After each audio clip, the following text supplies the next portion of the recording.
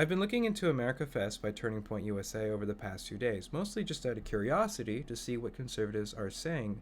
And what was interesting to me is that it had me thinking a lot about masculinity. So, growing up as a mixed kid, I often struggled with the American concept of masculinity without really knowing why. And it wasn't until I became older and I realized that I had a lot of Confucian influence from my mother's side in that I had a different understanding of what masculinity was compared to other people.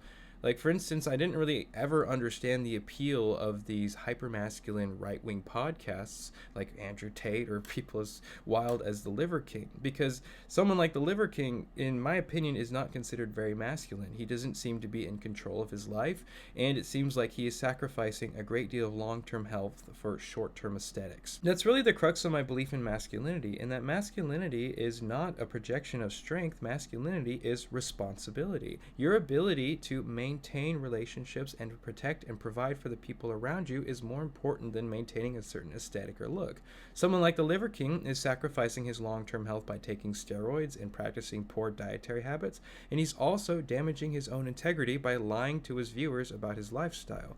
I don't consider that masculine at all. So I'm watching America Fest, and Ben Shapiro gets on stage, and then he starts denouncing people like Tucker Carlson for associating with Nick Fuentes, who is a known anti-Semite who likes to say inflammatory things.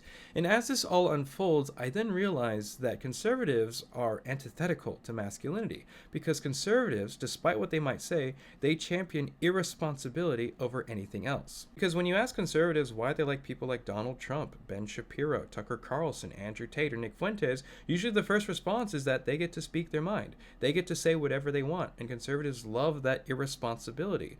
When you're in a position of leadership, what you say matters, and it's important for you to hold yourself to a certain standard of responsibility. You can see this in so many other facets of conservative behavior. For instance, conservatives will rant about personal pronouns because they don't want the responsibility of being delicate, precise, and polite in their speech, especially towards people they disagree with. Conservatives will often complain that they can't speak out loud without being criticized, which is a natural responsibility of speaking publicly. Whatever you say, you are going to be criticized for it if you speak it publicly, even if what you say is relatively a cold take. When it comes to topics like abortion, it's extremely difficult for me to talk about the subject with a conservative before it gets overly emotional, because conservatives use abortion as a moral crutch. They rely upon the issue in order to feel morally safe or superior, so they don't have to take the responsibility of understanding the implications of their beliefs.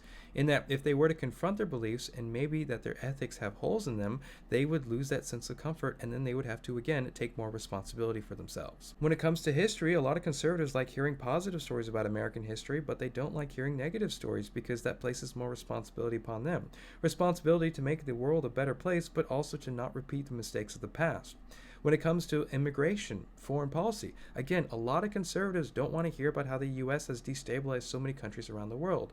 They simply like to blame immigrants as opposed to understanding why those immigrants are coming here, because they no longer have opportunities because their economy was destabilized by the United States. It's also the same thing in dating. A lot of conservative men love dating women who are liberal or progressive because there's less responsibility.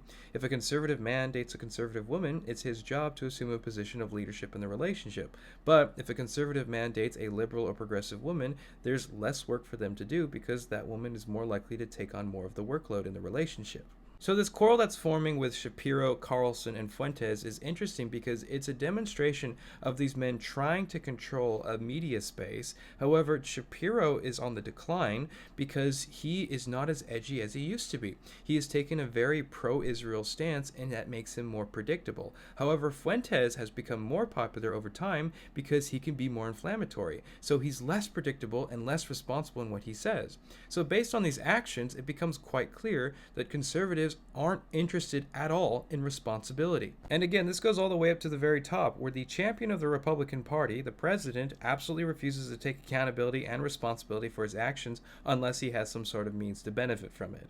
And this really begs the question, why is it that Republicans have such a monopoly on the branding of masculinity? Why is it that they dictate what masculinity is and that they claim to be ones for strong masculinity when they are the absolute antithesis of it?